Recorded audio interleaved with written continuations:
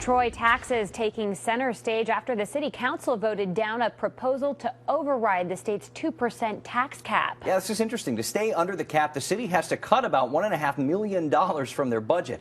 CBS 6's Kimberly Howard is taking a look at where those cuts could be coming from. It all comes down to one vote here at City Hall, and this is something that could affect firefighters, municipal workers, and you at home. They want their garbage picked up. They want their streets cleaned. They want to come to City Hall and have somebody wait them at the counter. All things Troy Mayor Lou Rosamilia says could go by the wayside if City Council doesn't approve to override the state's 2% tax cap.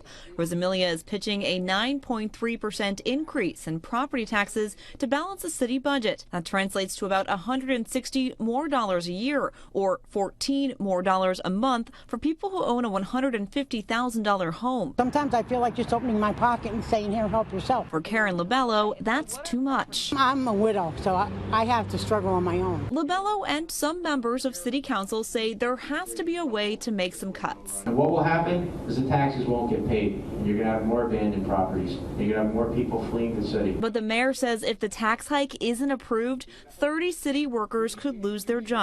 City services could be axed. Lifeguards at the pools, street cleaners, after a snowstorm, having their streets plowed on that day or the day after. A thing of the past. Rosamilia says overriding the tax cap doesn't mean taxes will have to go up by 9%. But he says he's trying to find compromise, perhaps a 5 or 6% hike. He just needs one vote. Mayor Lou Rosamilia wants to have another public hearing and eventually another vote to see this through. And there is a deadline of December 1st.